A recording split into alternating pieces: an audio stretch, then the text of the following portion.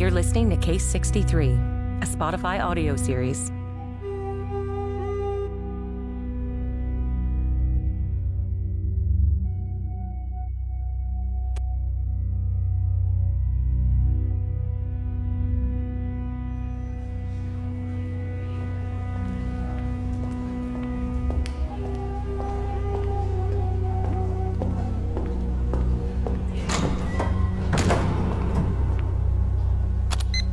Time, 9:45 a.m., October 23rd, 2022, session number 2, case 63 for the record, Dr. Eliza Knight. How did you sleep, doctor? Fine.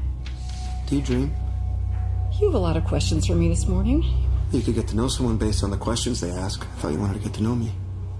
Yes, I dream sometimes. Do you? Yeah, they're not exactly dreams, but yes. Do you remember what you dreamt last night? No. You seem so sure. Don't you even want to try? Try what? Remembering your dream. I just don't remember. Doesn't that happen to you? Only when I'm afraid of what I might remember. You did your hair differently. It's up. You're noticing a lot about me today.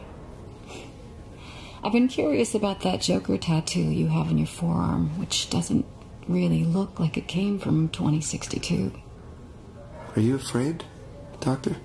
What do you think? I think you are. And do you find it enjoyable to imagine me being afraid? No, it's not my intention to scare you. I don't fit that narcissistic profile you think I do. And which profile do you fit? Let's see, okay. I was a lonely child. I read a lot, like a lot of children from my generation. The IP generation. Do they call us that already? IP generation?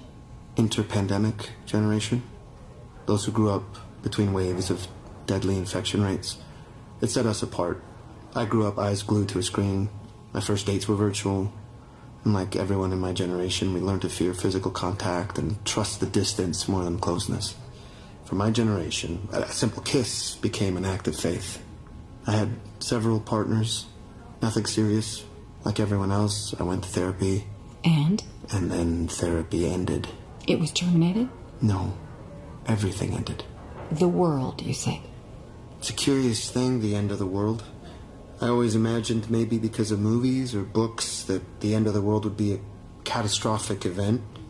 Natural disasters, earthquakes, fire, the world collapsing as a result of some huge accident. That's what I thought. Have you thought about that? What the end of the world will be like? No, not really. I find that hard to believe. Come on, we're in New York. How many times have we seen the city blown up by aliens in the movies? Everybody here must think about the end of the world sometimes. Nuclear explosion, an asteroid, massive tidal wave that reaches the tip of the Empire State Building. They're just what ifs, but there's something very soothing about all of them, isn't there? Which is? That they destroy us all at once. If the world came to an end in any of those ways, we wouldn't have time to even notice. Ask me. Ask you what? Ask me how the world ends. Well, I'm curious to ask you some other questions. None of those are important. Ask me how the world ends. Okay, you mentioned that your dreams aren't dreams. What do you mean? Are they nightmares? Do you find it difficult to discern when you're dreaming and when you're not? If my reality were this room with gray walls and I had to live with these horrible fluorescent bulbs as my only source of light and then I would have to eat at this table that smells like rust for the rest of my life, yes, I would probably have a hard time distinguishing reality from my dreams. And that's not the case with you. You're not asking the right questions. What are the right questions? I'm trying to learn more about you and what brought you here. You don't want to ask the right questions because you don't want to hear the right answers. And according to you, that's because I'm afraid. Yeah, you're afraid. Of what? Of me. Why should I be afraid? You think I've been looking into you because I know your full name, which you never told me. That makes you nervous. Have you been investigating me? Not in the way that you imagine. I haven't been to your apartment when you're not there. I haven't hacked into your accounts. I know your name because you investigated me. Or rather, when you will investigate me. Verb tenses are complicated in these circumstances. Anyway, it's difficult to forget a name if you've heard it since you were a child. You don't have an English accent. Is that because you grew up behind a screen? An effect of growing up in the intra-pandemic generation? Inter-pandemic. No, I don't have an accent for an entirely different reason, and it's surprising to me that this is what you're worried about instead of asking me the right questions. Could you explain to me, just out of curiosity, why you don't have an English accent? 38 years of artificial intelligence and neuroscience have allowed translators to evolve from the ones you have in your phone. Not only can we download any language, we can also download specific accents from regions, cities, and different years, and we can speak them all rather well. It's not something that I have to think about, it just happens. Oh, wow. I didn't think you'd be able to get phone service down here in this closet. Excuse me, it might be an emergency. Promise I won't go anywhere. Hello? Where were we? You're worried. Worried? Your expression, you haven't frowned like that before. It's new. It's not an I don't understand what you're saying frown. It's an I'm worried frown. Look, I'm going to give you a piece of advice for our next meeting. Call it homework, if you will. Okay. Imagine that time is a path in a park, a trail. You're at one point right now. Tomorrow you'll be further along, and next year you'll be even further down the path. You see it, right? It's crucial. I see it. Okay, good. Now imagine there's a Dr. Knight at each of those points. The Dr. Knight that we're interested in is at the other end of the trail in the future, and that version of yourself wants to tell you something, to give you a piece of advice about her past self, which would be you today. What advice would you give her? You want me to do this now? No. You couldn't. That would be, like, imagining the future Dr. Knight giving advice influenced by information you've learned just now. No. But you could establish an agreement instead. You'll communicate with the future Dr. Knight while you're asleep. She'll give you good advice. And the next time we meet, you'll tell me what you dreamt. And maybe she'll tell you about us. About us? About you and about me. You think that you and I will meet in the future, and that the relationship will be so relevant to me that I, or rather, my future self, will let me know in my dreams. Is that it? Exactly.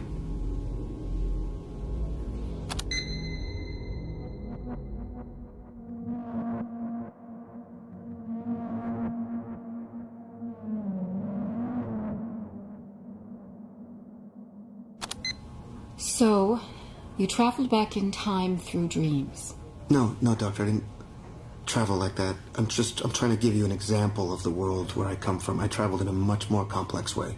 Mm-hmm. You're a scientist, or are you in the army? If I was a scientist or in the army, I wouldn't be trapped here, okay? I'd be prepared for such situations. I'm just a regular person that was sent here precisely because of that, because of who I am. And who are you? We'll get there. We're talking about time travel mechanisms. Okay. Describe the time machine that brought you here. Where did you leave your ship or capsule or whatever? What was it like? And if you like, I could give you a piece of paper and you could draw it. No, Doctor, no, there's no machine. Let's leave the Delorean out of the equation. You don't remember historical events that could convince me, but you do remember a small Of course I remember. It's a pop culture. movie. Come on. No, just because I like going to the movies, just because I saw the Godfather and The Man from Earth, that doesn't change the fact that I'm a time traveler. It just makes me a time-traveling movie buff. That made you laugh. Well, what did you expect? What? Nothing, I was just looking at you. Anyway, we weren't talking about movies, we were talking about something much more complex. I find this game strange. What game? You pretend to be interested in my delusion. You focus on things that aren't important, things you don't understand. According to you, I'm crazy. Why would you want to know how I traveled in time? Honestly. I don't think you're crazy. I'm curious to understand you and help you. Do you want to know? Yes. Tell me how you traveled back in time. Lasers create circular beams of light that twist space and time. Take a laser and see what happens when it's near a jet engine, and take a watch with you. Just for the record, a laser. A group of lasers. A group of lasers surround you? And they alter gravity, Doctor. That's how it works. To travel into the future, the key word is speed. To travel into the past, the key word is gravity. A gravitational field produced by a ring of lasers. A time machine based on a circular beam of light. And where is this technology now so that you can return back home? Well, that's the sad thing, Doctor. These journeys have one rather large inconvenience. It's a one-way trip. Then why would you want to come? The people who live in the colony on Mars don't think about coming back. Colony on Mars? Well, it hasn't happened yet, but it will. I'm not very clear on the small details, but the colony on Mars is important.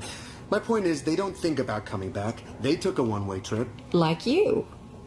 But they have a purpose, I suppose. I also have one. To save the world. Well, when you put it like that, I mean, it's obvious and a cliche, but yes, certainly.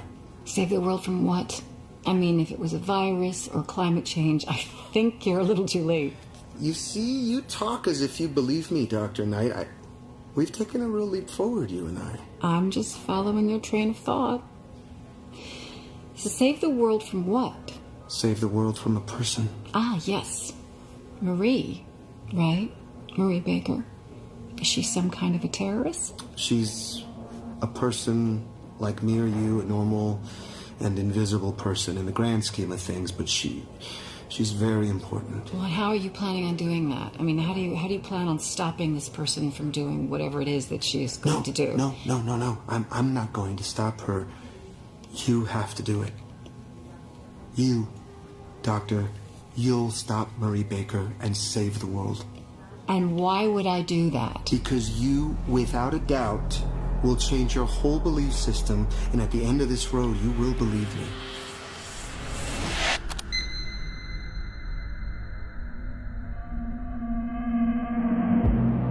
Case 63, created and written by Julio Rojas, adapted by Mara Velez Melendez, directed by Mimi O'Donnell, starring Julianne Moore and Oscar Isaac, executive produced by Julianne Moore, Oscar Isaac, and Mimi O'Donnell, produced by Katie Pastor, sound design and mix by Armando Serrano and Daniel Brunel, score by Moat.